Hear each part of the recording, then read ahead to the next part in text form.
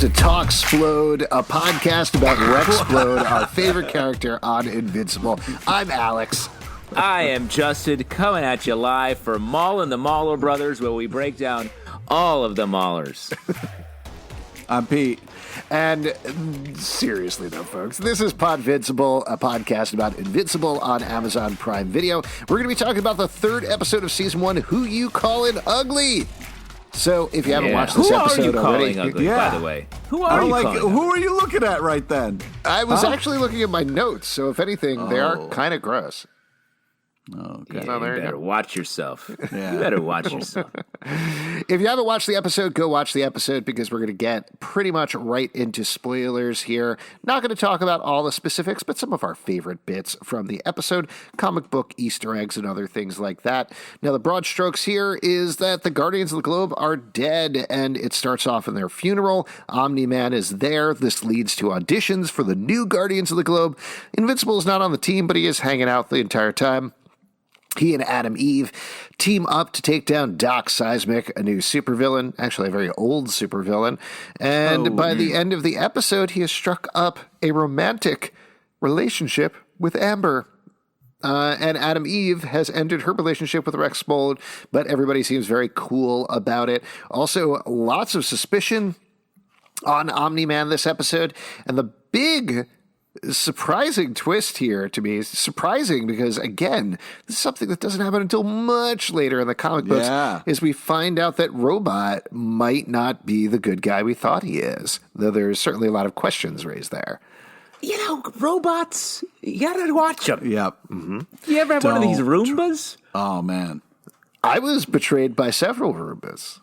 Yes, betrayed. They vacuumed up your comic books. Mm-hmm. I'm constantly being I was going to eat that betrayed. Cheeto Roomba, and you sucked it up. You betrayed me. Get out of here. What sucks is when you Google something and then you get ads for it on YouTube and you're like, you guys were talking behind my back and you ratted me out. I feel very betrayed. Mm-hmm.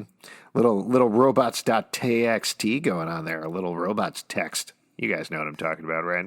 I don't. You're freaking me out. What is this? Is this the algorithm speaking? The Alex algorithm? I'm very punchy today. Speaking of punching, let's get into it and punch right down with the first part of the episode. Well, we should say, or lack of first part, there's been a running bit that has been going on, and it's rule of threes in comedy, and it was 2 and done. Like, I was a little like, come on now.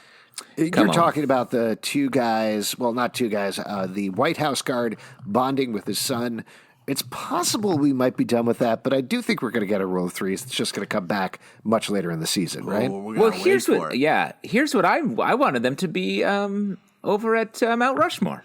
Yeah. Huge missed opportunity. They should be in every episode. The other guard starts off at Mount Rushmore. Like, I was a little disappointed we got no little slice of life bit to start. I really enjoyed it. Yeah. Well, instead, we're going into something much more serious with the funeral of the Guardians of the Globe and Omni Man giving the speech. Justin, I interrupted you. What were you going to rile Pete up about? How do you don't know what I'm going to do. Yeah, you don't know. This is actually something that I think Pete will enjoy. You must have liked the Haley Joel Osment cameo from the Guardians of the Globe tryouts.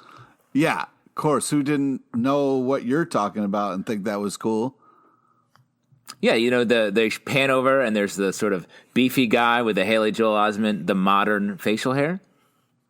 Am I the only one here? I didn't pick up on that. It might have been. That's it's awesome. possible. Let me ask you this. How often a day do you think about Haley Joel Osment? Not at all. Pretty much constantly, except when I'm just finally giving myself a chance to chill out and watch episodes of Invincible. Yeah. So, my bad. Unlike Haley Joel Osment sees dead people, I see Haley Joel Osment. Oh, that's because you're dead.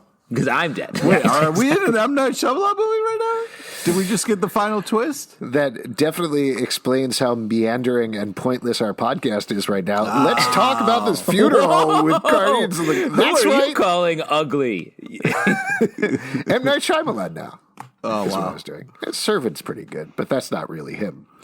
Wow. Funeral for Guardians of the Globe, Omni Man giving a speech. What do you think about, this is something we've talked about quite a bit over the past 2 episodes, but this one is even more blatant that something is very off about Omni Man, and everybody is pretty much aware of it.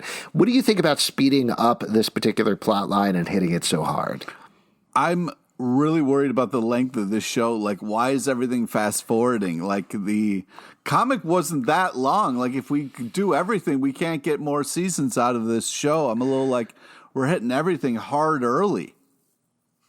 Well, I will say to that point, and this is the last time I'll plug the Kirkman interview just because I'm running out of episodes that I talked to him about, but he did say that he felt like the 144 issues is the rough outline, but there's plenty more story that they can tell in between. He doesn't necessarily have like a 5-season plan or anything like that, but it's certainly the sort of thing he feels, even in this early going, that could go on for a good long while.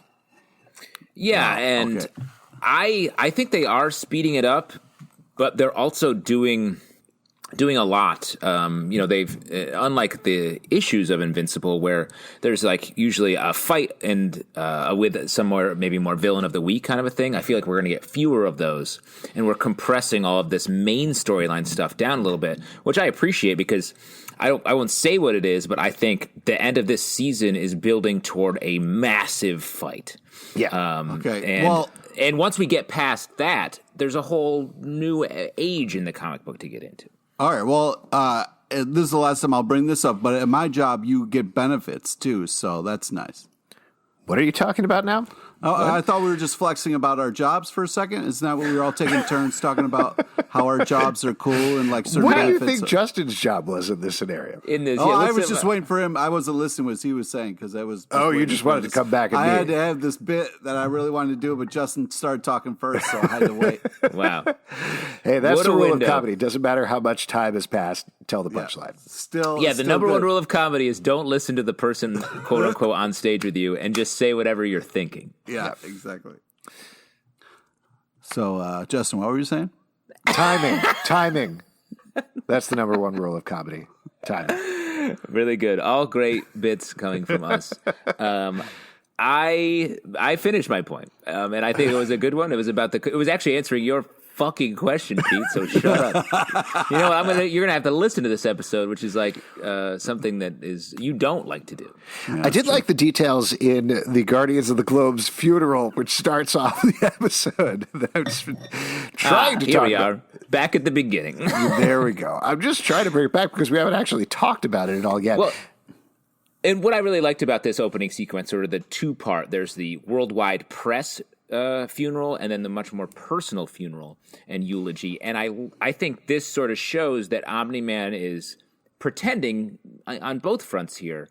But we do see sort of underneath the veneer a little bit more in the personal eulogy, despite the fact that he's still basically bullshitting.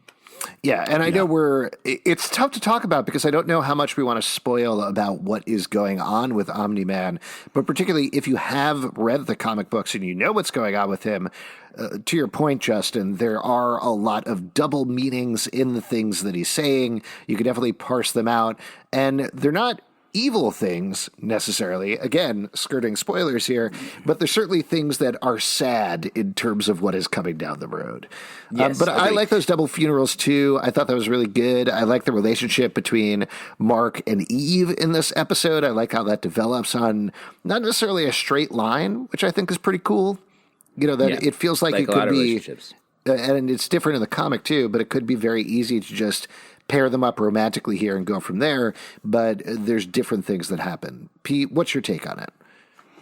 Well, I just think that, like, what I'm realizing with this show is, like, they talked about how sick the casting is, but with each episode, you're really getting, like, I lost my mind where I realized Clancy Brown is the demon detective. Like, in this episode, I was like, wait a second. I don't know what it was about this episode. Maybe it was talking more, but just, like, I totally, like, lost my mind on that. Pete, did you see the sneaky Haley Joel Osment cameo? Because that was nuts. I didn't catch that. Okay. It was in the Guardians of the Globe audition. Oh my God. Okay, cool. What is happening here? Guys, when I die, I would like a huge international funeral, and then also a more personal funeral. Obviously, I'd like to be eulogized by my killer, which will be Pete. So just plan, if you could plan on that, I'd like both two different speeches. Do you want me to say anything to the demon detective working the case? I feel like you're going to, as opposed to Omni Man, who's hiding his murder of the Guardians of the Globe, I feel like he'll be pretty public about it. Well, I'll be pretty pumped up, so it'll be hard not to talk about it. That's what I say. It'll just be the demon detective will solve that crime very quick. While we're talking about the demon detective, to jump all the way to the end of the episode, our post-credits sequence here is him coming into the Grayson household, talking to Debbie. Omni Man definitely is suspicious and does a whole, cat eyes moving back and forth thing going on. But do you think Debbie is suspicious of Nolan at this point, or is she just rolling with it? Is she rolling with Nolan? Oh. I think she is suspicious. Why else would she lie to Nolan, about the demon detective? Because, he starts to see his breath afterwards, so he knows that he's just been lied to. So we see a big crack. One thing about this show is the first episode, like, their relationship is ironclad. And then we start to learn a little bit more about it, how she, doesn't love how she's stuck always waiting for him, little things like that. But she's also, wants to make sure he's able to go save the world and not worry about him. And then this is the first sort of big fissure between them that I just like the way they're arcing this out. Also, what's interesting is for most of the episode, because it seemed like towards the second part of the episode, she got a little suspicious. And then this one starts off and everything seems back to normal. But then that after kind of credit sequence really kind of puts that in a different perspective, which I like. Another thing that I really like in this episode is Omni-Man's lessons for Mark, which, again, we have suspicion on him, so I think anything that he's suggesting to Mark comes under suspicion as well. But he has these really hard truths for him about being a superhero that are probably accurate, right? Yeah. Yeah, I think so. And you're talking about when he left Amber to go save the world. And he's like, good, you did the right thing. But then I also think Invincible, Nolan says, hey, don't go join this super team. And he's like, he sort of does. He goes and is there and clearly wants to. And it feels like he's going to. So I do think you're starting to see Invincible Mark know maybe what the right thing to do is. Well, and I appreciate you saying Invincible and Mark, just so we're clear about who you're talking about. But I think that I'm a first name basis with that dude. All right. I'm not some guy waiting to be rescued from a big hole in the ground. All right, you don't have to big time me. I hear what you're saying. Listen, I think that at my job, I got to meet Mark personally and be really close with him. Good. I'm sure you did. You work in Toonland, right? Yeah, he's the line producer there. It's a great gig.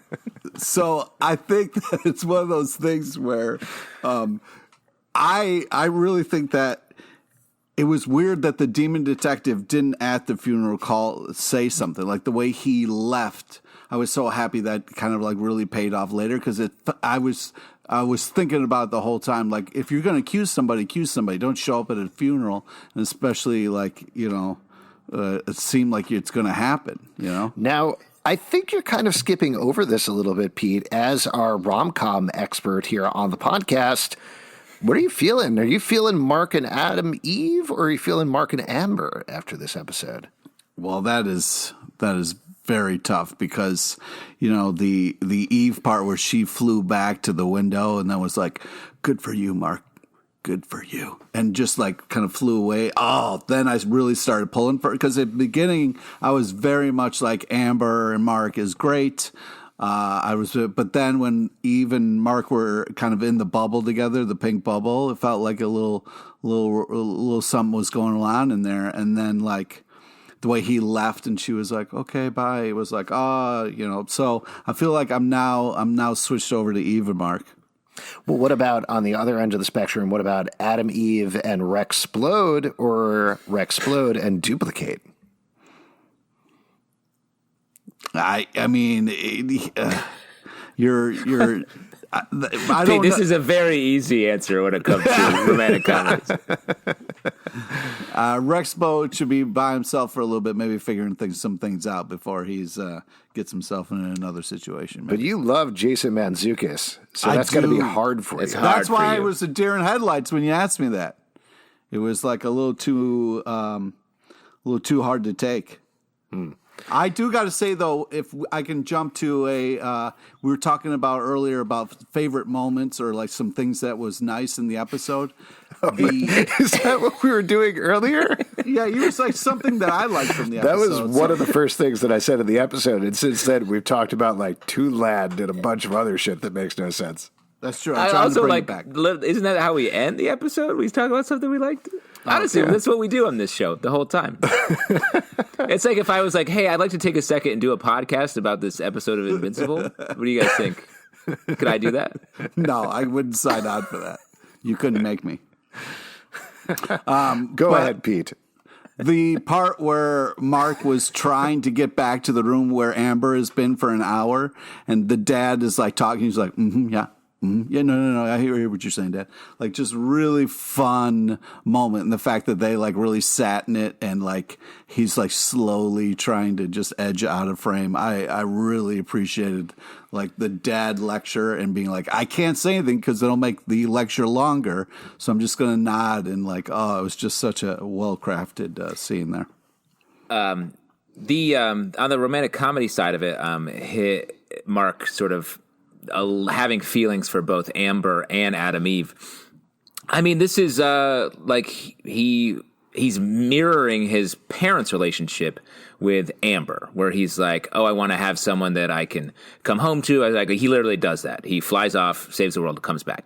Right. On the other side, it's he and Adam Eve. It's very much like we're partners going out fighting this crime, the heat of the moment kind of thing, and then continue on doing that. Like, I feel like he also like wants that.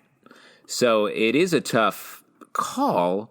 And it's hard to speculate since we know what they did in the comics, but they might not do that here on the show in the same way.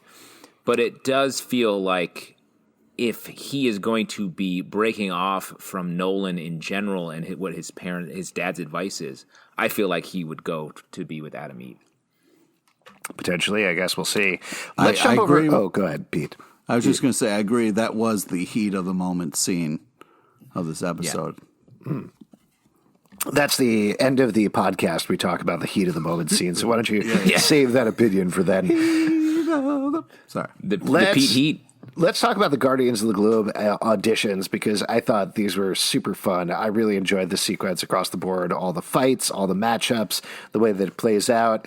Rex-Splode, very funny in these scenes, getting his ass kicked multiple times, particularly by Monster Girl, who's one of the best characters for the comics as well. What were your big takeaways here? What did you like? I thought this was fun. I mean, when they were like when the audition montage was coming up, I was like, oh, great.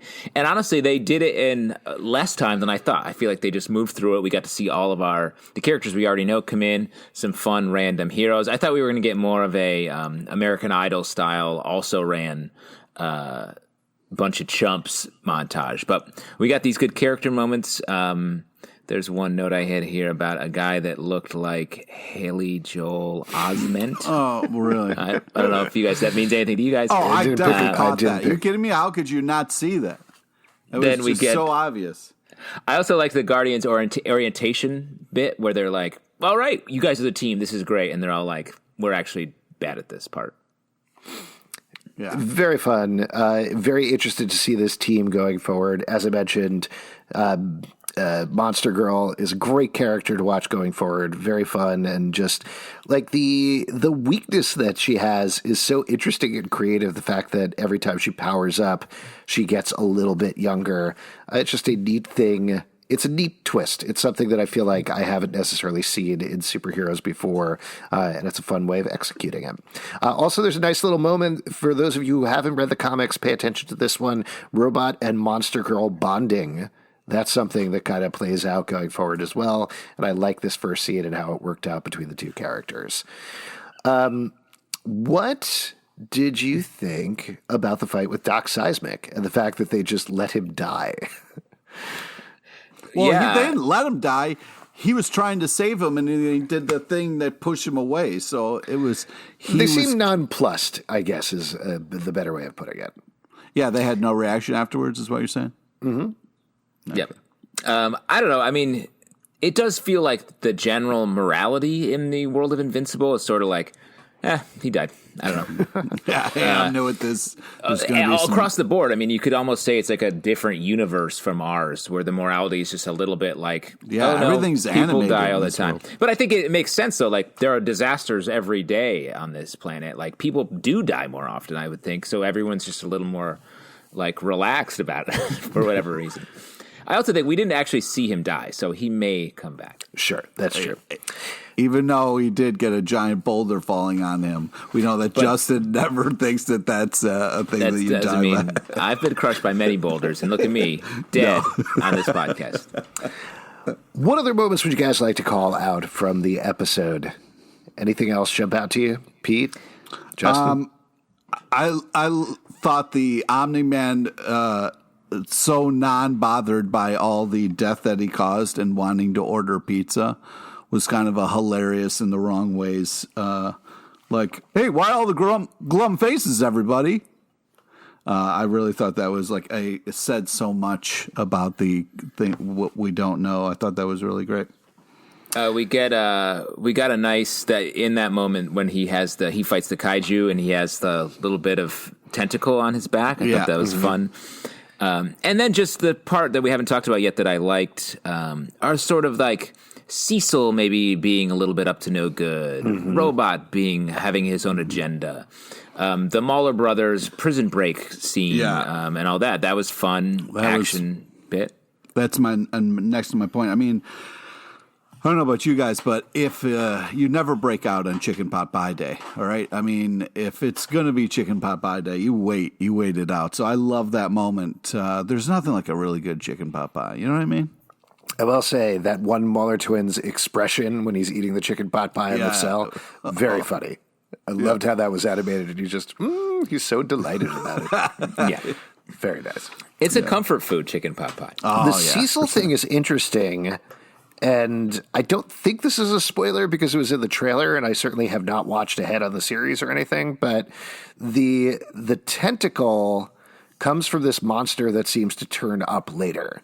So I do wonder if Cecil saying, hey, why don't you hold on to that monster that seemed to fight Omni Man to a standstill, I don't know if that's shady morality so much as Cecil knows something is up with Omni Man and wants to prepare himself just in case. Yeah. I agree with that. I think Cecil he's always looking at the sort of bigger picture and has contingencies on contingencies. He has his Agent Coulson looking dude sort of being his Jake to his Fat Man, if you know what I'm talking about. We all know what you're talking about. Oh, yeah, that is super irrelevant show that's everybody's always talking about. There's like one season of that show, and I want to say the mid-90s. Yes, Jake and the Fat Man. Cool. Pete, any other moments you want to call out before we start to wrap up here?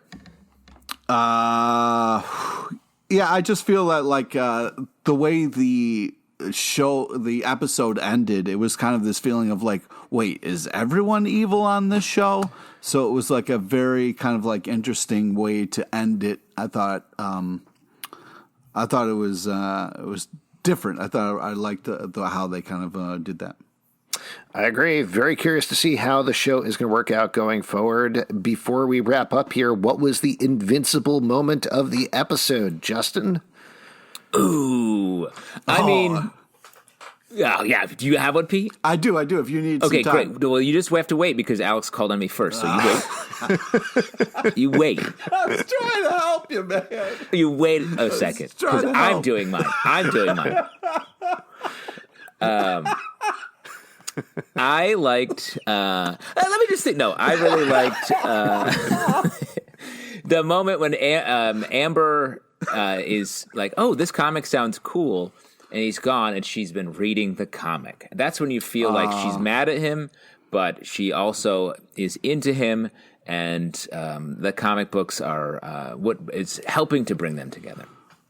Pete, what about you? What's your Invincible moment of the episode? Oh my God, Monster Girl. That introduction to Monster Girl was great. It's just a fun, amazing character. I can't wait to see moving forward. But man, just like really, really cool. I loved how strong she was. I'm going to give it up for the chicken pot pie reaction. I was saving that for my Invincible moment, but then it organically came up in discussion. Similar to the organic chicken that I'm sure they were using in those pot pies. Love that moment. Thought it was so well animated and so funny, like I said before. And that is it. Thank you. Ooh, what were you going to say, Justin? I would just say, I want to say, Alex, and I would normally just compliment you off mic, but way to look for the organic moment to bring up the stuff that you want to talk about. Like, you're in the game. You're playing out here. You're not just sitting back waiting for your spot. You're really, really podcasting. Thanks, man. I really appreciate that. If you'd like to support our podcast, patreon.com/Comic Book Club. Also, we do a live show every Tuesday night at 7 p.m. to Crowdcast and YouTube. Come hang out. We would love to chat with you about pot pies or Invincible or really whatever you want to talk about. iTunes, Android, Spotify. Organic. iTunes, Android, Spotify, Stitcher, or the app of your choice to subscribe and listen to the show. ComicBookClubLive.com for this podcast and many more. And we'll see you next time on Talk-Splode. Kaboom!